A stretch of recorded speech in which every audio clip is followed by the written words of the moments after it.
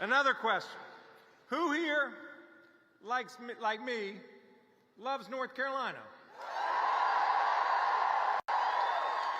North Carolina is home. Home to remarkable natural beauty from the beaches to the mountain and everywhere in between. Home to a growing economy. But most importantly, home to exceptional people. Folks who look out for each other, who step up in times of crisis, who rebuild and renew, who believe in brighter days and a stronger North Carolina. I'm running for governor because I love our home state. And I believe in its promise that if you work hard, where you come from should never limit how far you can go. To deliver on that promise, we must invest in our people and their futures so that together we build a safer, stronger North Carolina where the economy continues to grow and works for more people. Where our public schools are excellent and our teachers are well paid.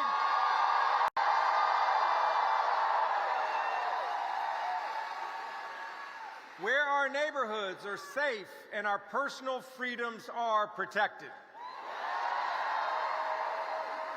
And I want to underline one point. As your next governor, I will veto any further restrictions on women's reproductive freedom.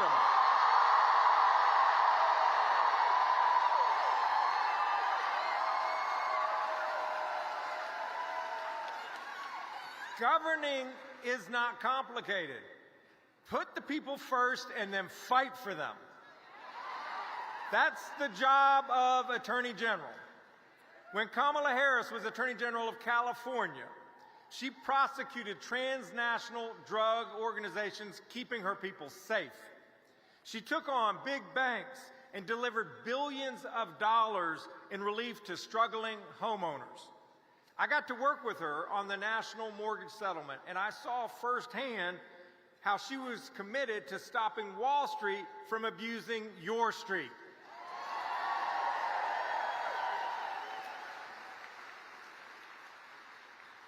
As your Attorney General, I've been fighting for the people of our state and delivering. Whether it's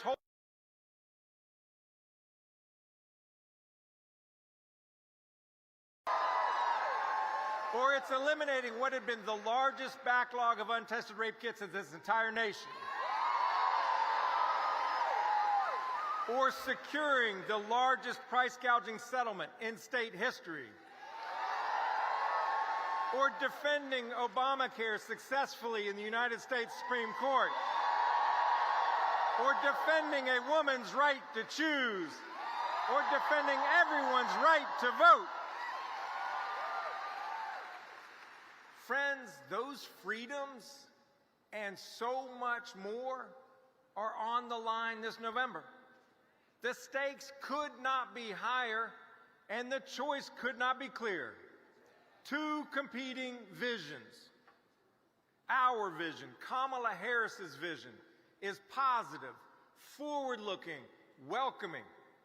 It is about fighting for every person, creating opportunity for every person, tapping the potential of every person so that together we build a better, brighter future for all of us.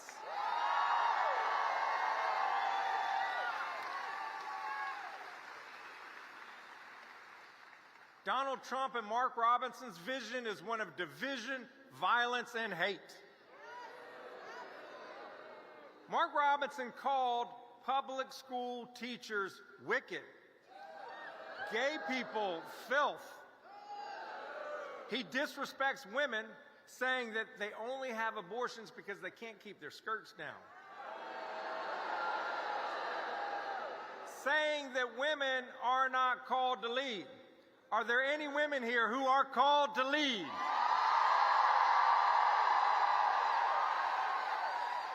Is Vice President Harris called to lead?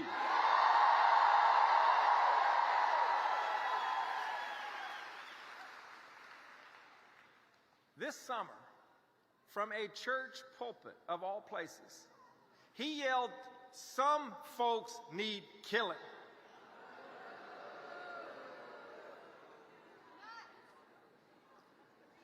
But it's not just what he says, it's what he would do.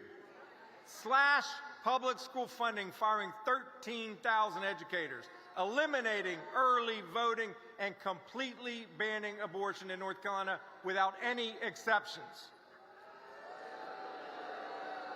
He denies that Joe Biden won the 2020 election.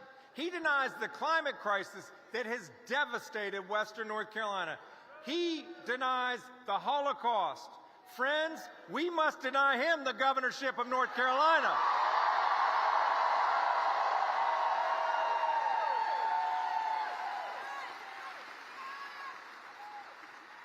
Because we want to build a better future.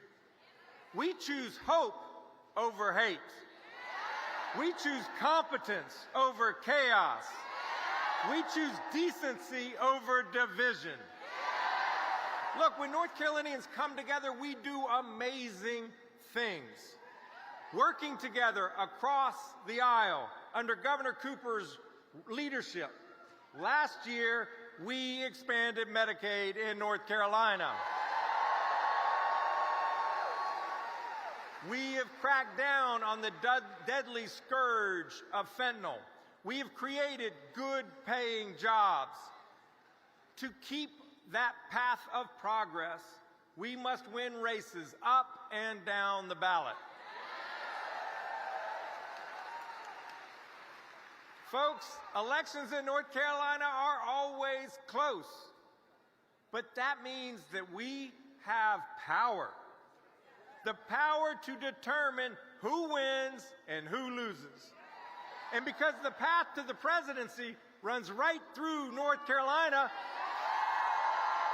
we have the power to shape the future not only of our home state, but this nation and the world. To possess that power is a privilege and a responsibility. We have 6 days left to use our power, to knock on doors, to post on social media, to talk to friends, family, and neighbors. Who here has already voted? Now it is time to get to work on your friends, your family, to make sure that they too have a plan to vote. Victory is right in front of us. We just have to seize it. Do you all want to win? Will you do the work? As the Vice President tells us, when we work, we win. When we work, when we vote, and when we win, we will break the supermajority in the General Assembly. We will defeat Mark Robinson, and we will put Kamala Harris and Tim Walz into the White House. So let's get to work, let's vote, and let's win. Thank you, and God bless you all.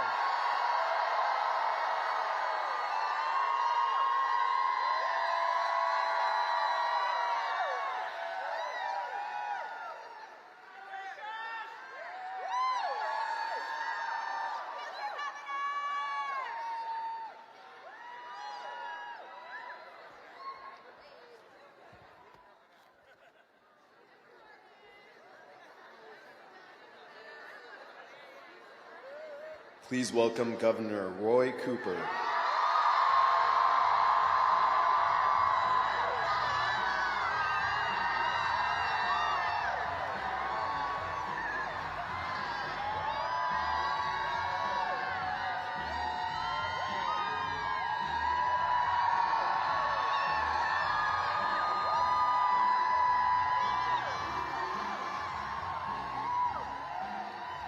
Hello, Raleigh! Boy, do we ever need to elect Josh Stein as our next governor.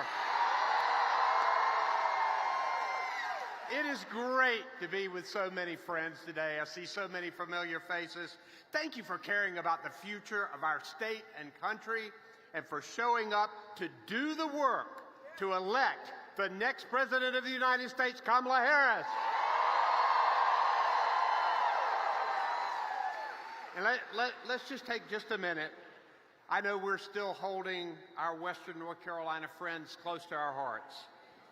Helene was the most devastating storm in our state's history, but our work on response and recovery continues every day. And I know that all of North Carolina will be with our brothers and sisters out west for the long haul. So thank you for that. But you know, even Mother Nature doesn't stop this election from marching onward. And out on the campaign trail, Vice President Harris is showing us every single day how we can turn the page on Donald Trump and chart a new way forward. You know, I want a president who wakes up every morning thinking about the American people, not a president who wakes up every morning thinking about himself. You know, Donald Trump is too focused on his own power and his own revenge to care about your life, your cost of living, your freedoms, your futures. But Kamala Harris cares about you.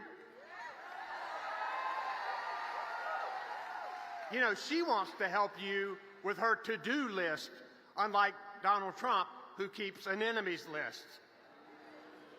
She wants to help the middle class, while Donald Trump wants to help his billionaire buddies. Now look, I have been friends with Kamala for almost 15 years. I know her well, back when we were state attorneys general together. And ever since I've known her, Kamala Harris has been fighting and winning for everyday people.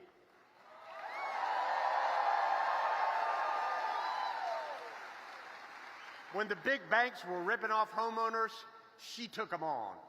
When the drug cartels were poisoning our streets, she stood up to them and worked to put them in jail. She gets the job done for people who need her. And that's good, because we have a lot of challenges facing us over the next 4 years. But I'll tell you what, we have one hell of a fighter ready to take them on.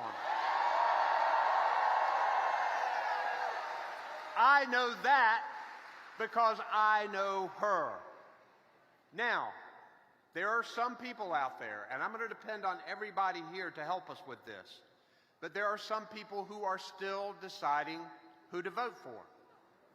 People who love our country and respect our Constitution, and they don't like things about both candidates. I would ask those people, and this is something you could propose to them, to listen to the ultra-conservative, well-respected leaders who worked with Donald Trump when he was last president. His chief of staff, his military generals, his attorney general, his vice president. They know Donald Trump is a danger to our Constitution and to our democracy and should never be president again.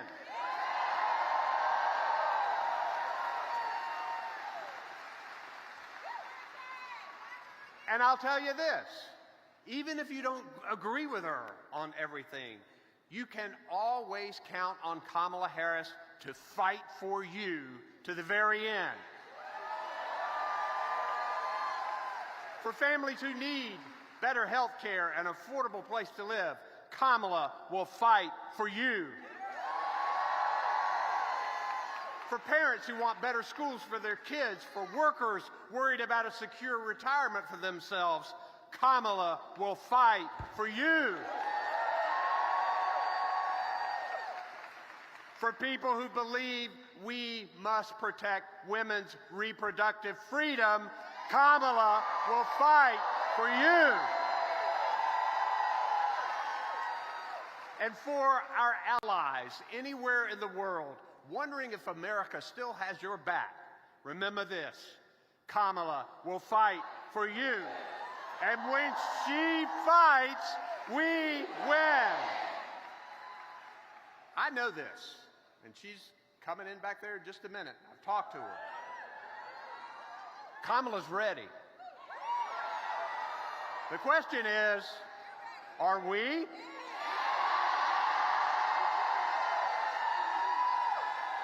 Are we going to stand up and fight for Kamala like she'll stand up and fight for us?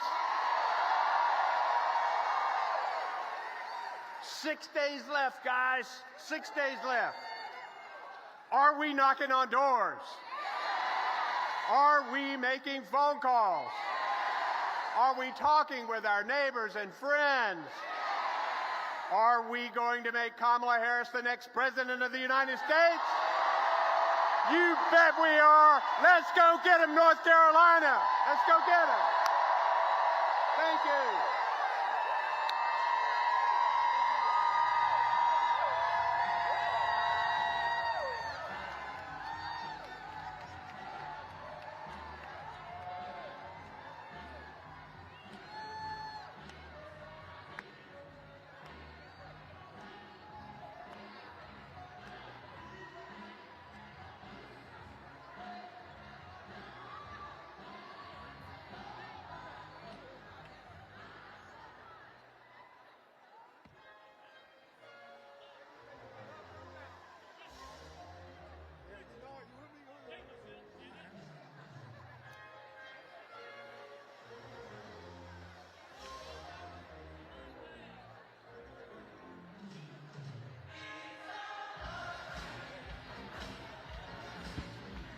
Okay, I see you know that. I like that. Yeah. Probably like 20 or 30 minutes. Probably like 20 or 30. Thank you. Come on. He said 20 to 30, yeah. I didn't expect that either. I'm gonna let my battery get a little low.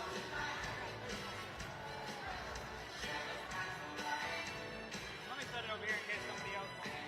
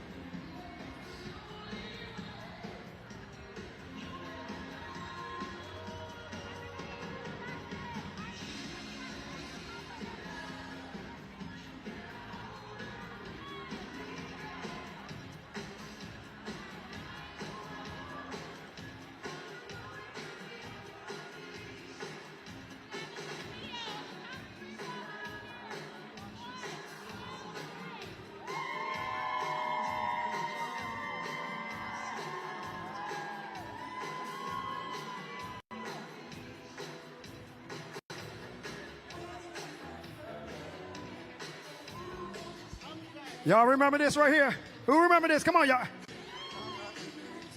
Come on. We having a good time out here today? Sing it to me, y'all. Sing it. If you know the words.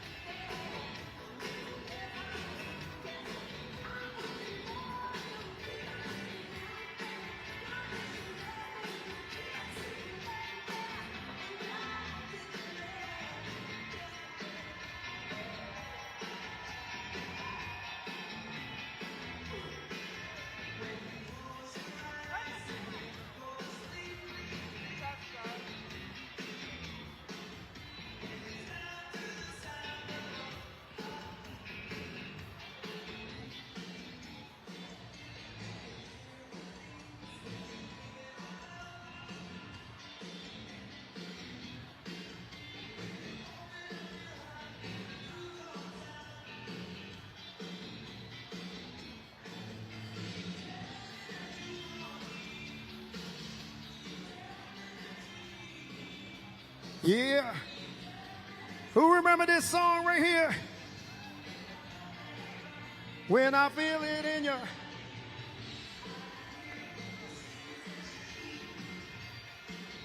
When you...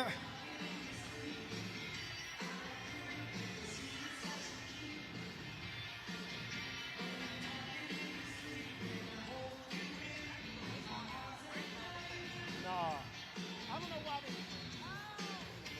they're always doing something, bro.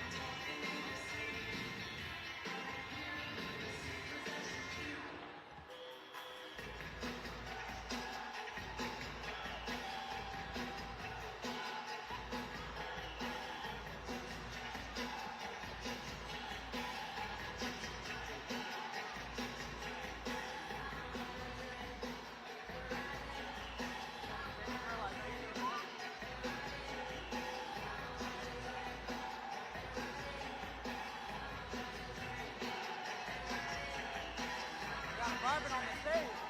Kind of vibing on the stage.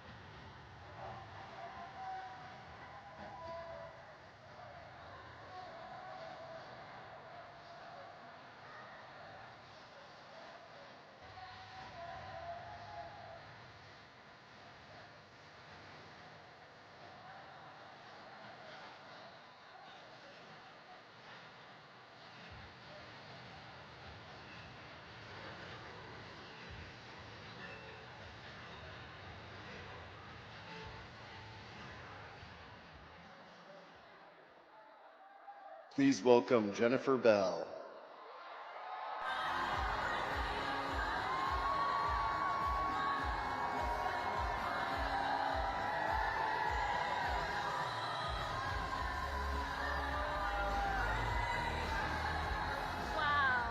Wow. Hello, North Carolina. This is an amazing crowd.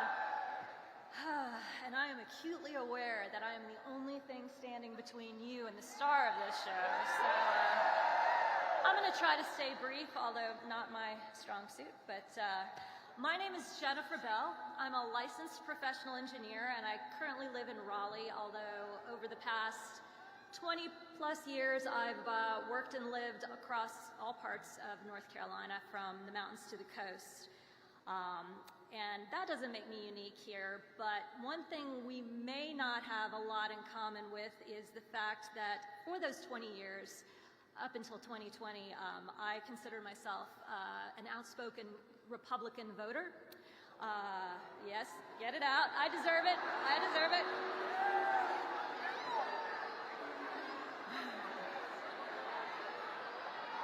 That's right, that's right.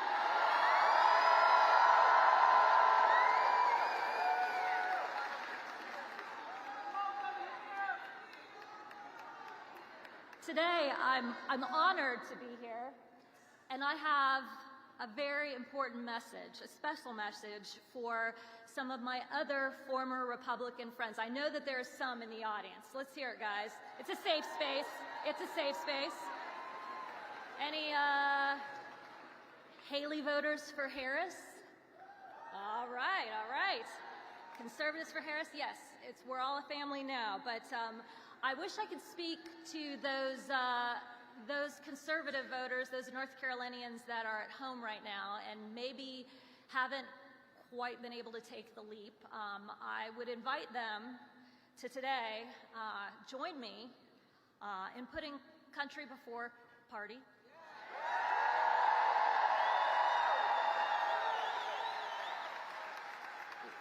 Let's put our principles before partisanship.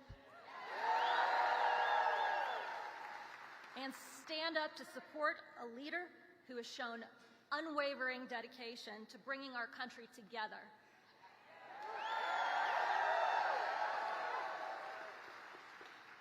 Of course, Vice President Kamala Harris.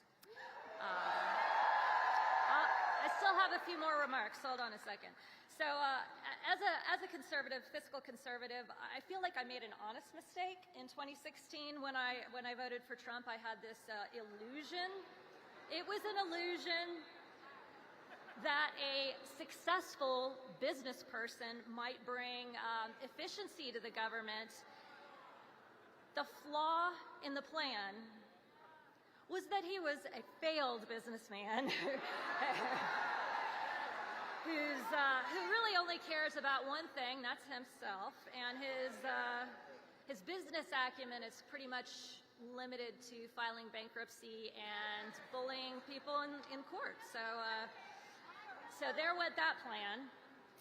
And then to add insult to injury, when Trump was in office, his extremism systematically destroyed the Republican Party, in my opinion. That's right. And now, today, as if it couldn't get any worse, we have Trump 2024, who is increasingly unhinged, unstable in his quest to fulfill his promise to become a dictator on day one. And we have him, he's even boldly talking about using the military against fellow Americans. He calls us the enemy from within. If he returns to office, now that he has basically either kicked out or, people have, yes, that's true, chosen to retire from public service, all the people that were principled, the adults in the room, if he were to get back into office, there would be no guardrails. We know what that would look like. There would be nothing to stop him from enacting that extreme Project 2025.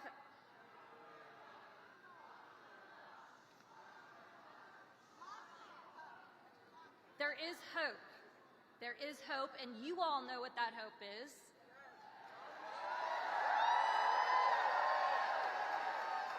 A champion has emerged, and that is Vice President Harris. She's shown us she's going to be a president that brings us together, someone who has a to-do list, not an enemies list. She's also uniquely qualified to advocate for us, for all Americans, Kamala for the people. She's the one that's going to fight for our freedoms, including especially the ability for women to control their own bodies.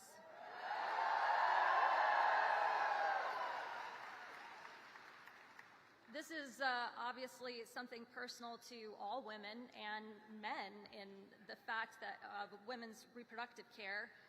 It's a very serious issue, and to me it's particularly personal.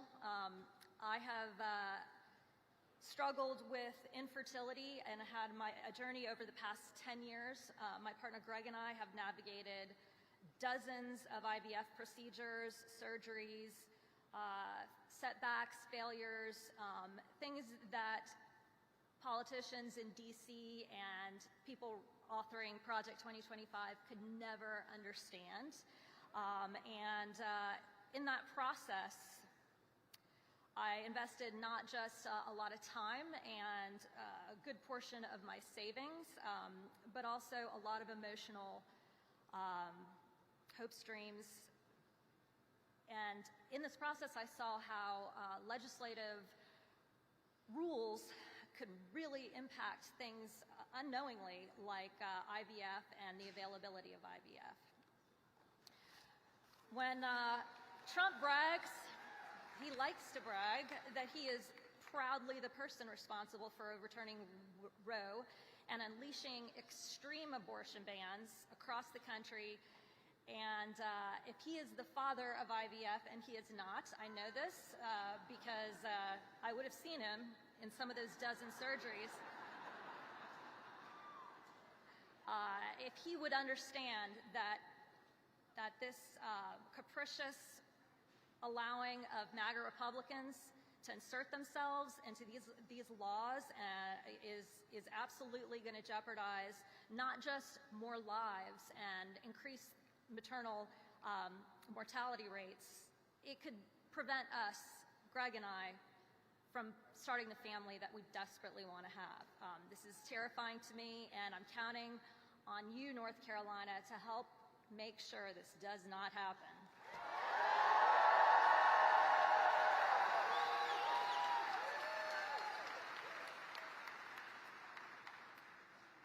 We know there's a clear choice in this election. It's obvious even to those people that still may identify as conservatives. If you believe in policy of any kind, you've got to be for Vice President Harris, because the other guy doesn't have policy. But she's fighting. She's fighting for a new way forward, and it's going to bring us back together. She's going to fight for our freedoms, protect our democracy, grow our economy, and ensure everyone has the chance to succeed. Early voting is going on right now, and if you haven't early voted, shame on you, but the polls are open until 7:30. But I would challenge you, that's right, you have till Saturday, but do it today. Why not? I would call on, especially my former conservative friends, it's time to be proud of this choice. So make sure to tell people, I'm for Kamala. All right, so she's right back there, and she can hear you. So let's show her we're going to be the state, the swing state that puts her over the top. I am so honored and privileged to have the opportunity to introduce her. And now, your next president of the United States, Kamala Harris.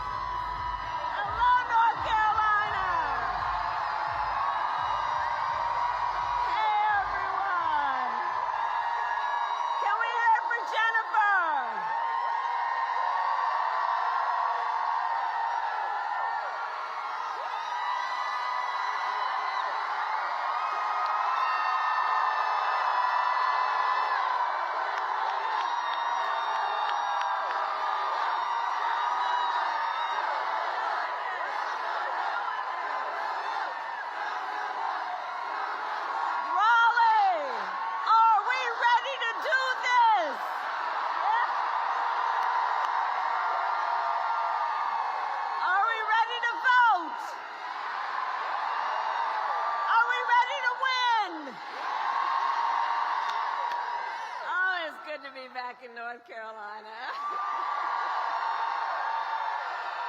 Thank you all, and all the incredible leaders who are here. Thank you all, everyone, for taking time out of your busy lives to be here this afternoon. I thank you. Thank you. And I want to thank my dear friend, Governor Cooper, Roy Cooper, Attorney General Josh Stein, who will be your next governor, Representatives Nicole Ross Fushi, and Mayor Baldwin. I thank you all and all the leaders who are here. So Raleigh, early voting, as Jennifer said, has started. Here in Wake County, you can vote early now through Saturday, November 2nd. And we need you to vote early, North Carolina.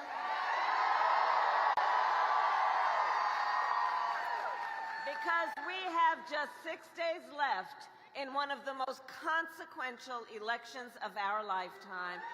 And we have work to do. But we like hard work. Hard work is good work. Hard work is joyful work. And make no mistake, we will win. We will win. Yes, we will. And we will win. We will win because when you know what you stand for, you know what to fight for. And we know we have an opportunity in this election to turn the page on a decade of Donald Trump, who has been trying to keep us divided and afraid of each other. We know that is who he is, but North Carolina, that is not who we are. That is not who we are. And it is time for a new chapter where we stop with the pointing fingers at each other and instead let us lock arms with one another, knowing we have so much more in common than what separates us. It is time for a new generation of leadership in America. And I am ready with you. I am ready to offer that leadership as the next president of the United States of America.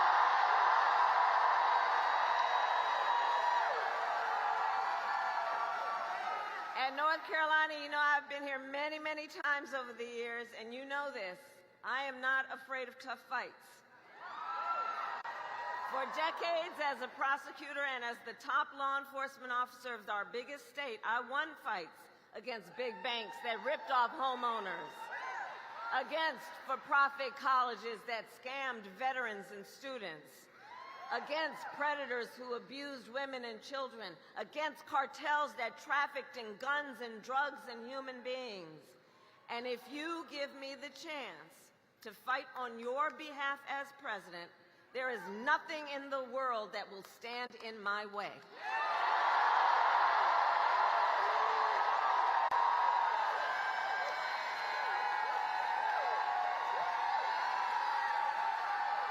And look, we know who Donald Trump is. This is not someone who is thinking about how to make your life better. This is someone who is unstable, obsessed with revenge, consumed with grievance, and out for unchecked power. In less than 90 days, either he or I will be in the Oval Office.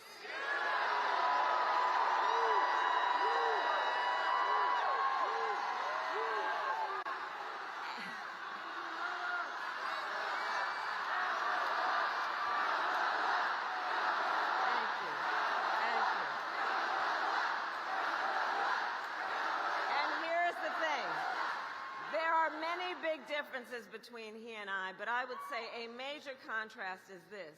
If he is elected on day one, Donald Trump will walk into that office with an enemies list. When I am elected, I will walk in with a to-do list full of priorities about what I will get done for you, the American people. And at the top of my list is bringing down your cost of living. That will be my focus every single day as president. I will give a middle-class tax cut to over 100 million Americans. Enact the first ever federal ban on price gouging on groceries. And fight to make sure that hardworking Americans can actually afford a place to live. And if you are caring for an elderly parent, my plan will cover the cost of home care under Medicare so that seniors can get the help and care they need to stay in their own homes. And my plan will lower the cost of child care, cut taxes for small businesses, and lower health care costs, because I believe health care should be a right and not just a privilege of those who can afford it.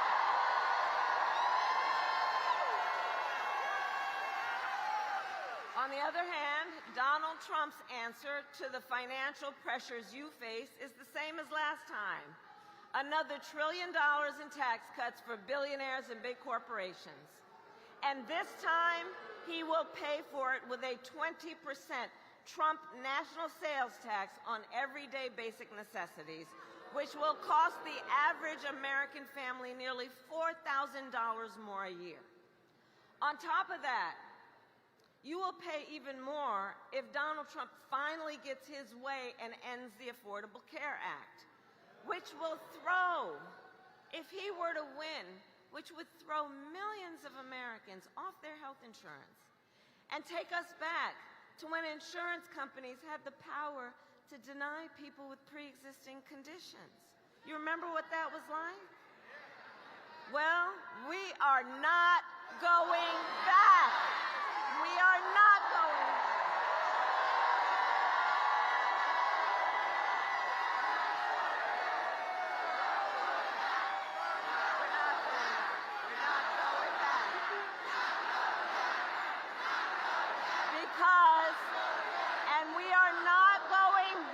Because ours is a fight for the future. And it is a fight for freedom.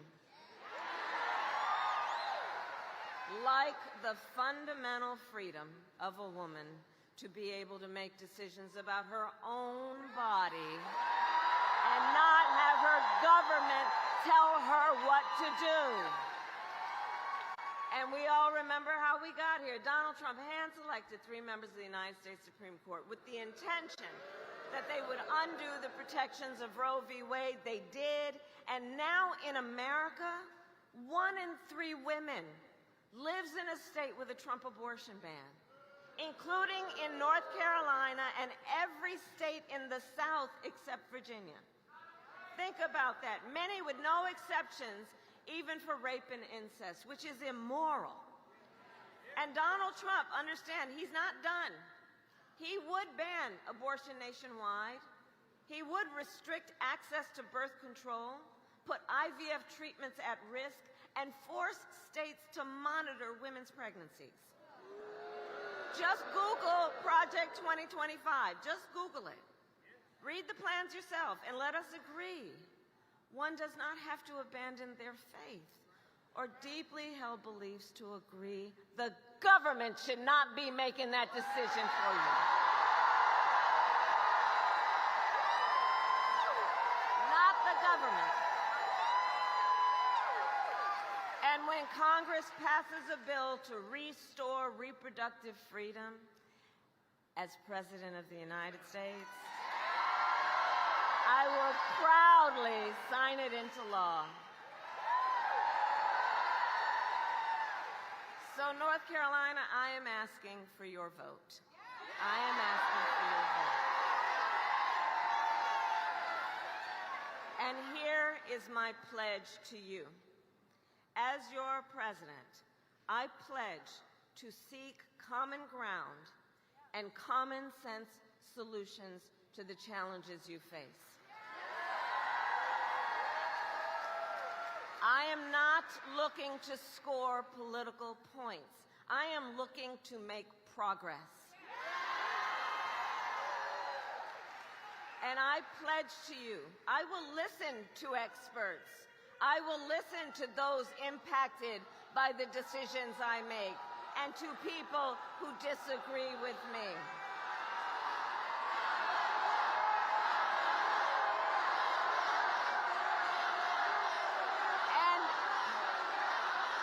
And importantly,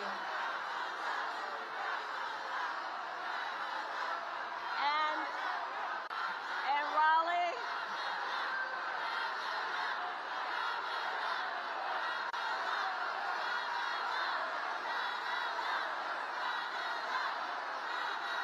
all right. We're fighting. Hey, everybody. Okay. You know, see, this is the thing, because we know we're actually fighting for a democracy. And unlike Donald Trump, I don't believe people who disagree with me are the enemy. He wants to put them in jail. I'll give them a seat at the table.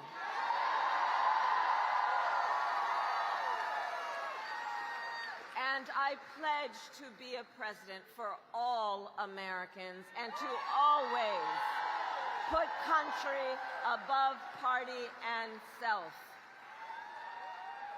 So North Carolina, it all comes down to this. We are here together because we love our country.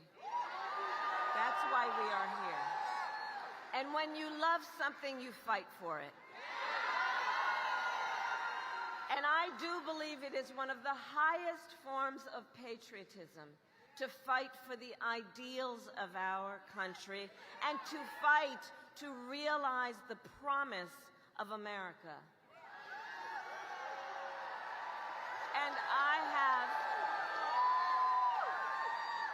And I have always believed in our nation's, yes, and like all of us here, I have always believed in our nation's promise because I have lived it. I grew up as a child of the Civil Rights Movement. My parents would take me to marches when I was in a stroller, where people of every walk of life came together to fight for the ideals of freedom and opportunity. I've lived the promise of America.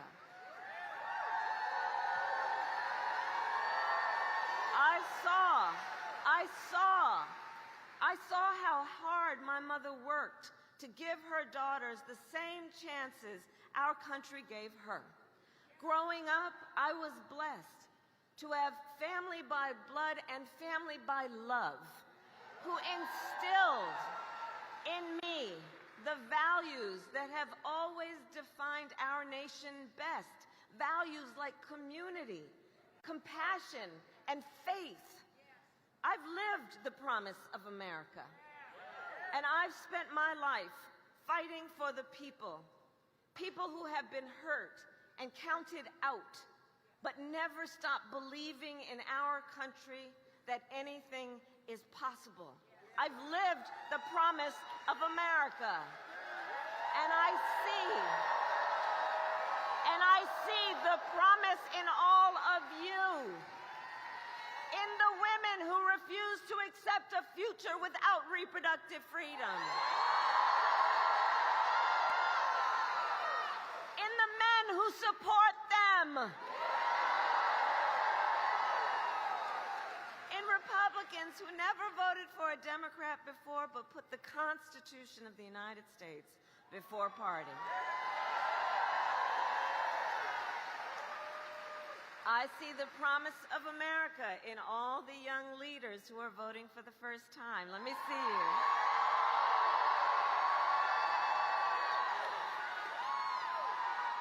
I love you guys, because you are rightly impatient for change. young leaders, you've only known the climate crisis and are leading the charge to protect our planet and our future. You young leaders who grew up with active shooter drills, who are trying to keep our schools safe. You who have known fewer rights than your mothers and grandmothers and are standing up to fight for freedom, to make your own decisions about your own bodies. None of this for you young leaders is theoretical. This is not theoretical for you. It is not political for you. For our young leaders, this is your lived experience. And I see you, and I see your power. And I am so proud of you. Can we applaud all our first-time voters and young leaders who are here? Let's applaud them. Let's applaud them. See? Our future is bright. I'm telling you, our future is bright. So, North Carolina, we have 6 days to get this done. And no one can sit on the sidelines. So let's spend the next 6 days so that when we look back at these 6 days, we will know we did everything we could. So right now it's time to go out from here and knock on some doors. Time to text and call some voters. Time to reach out to family and friends and classmates and coworkers and neighbors. And as we do, let us please be intentional about building community.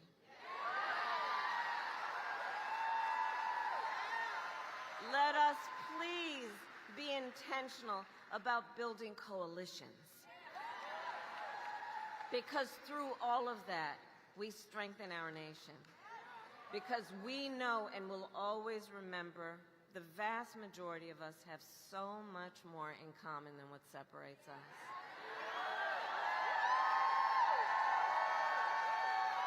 And we are all in this together. So remember, your vote is your voice, and your voice is your power.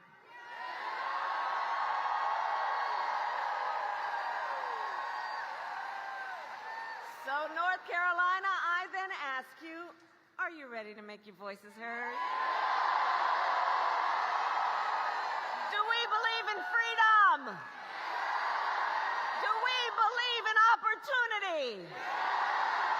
Do we believe in the promise of America? And are we ready to fight for it? And when we fight, we win. God bless you, and God bless the United States of America.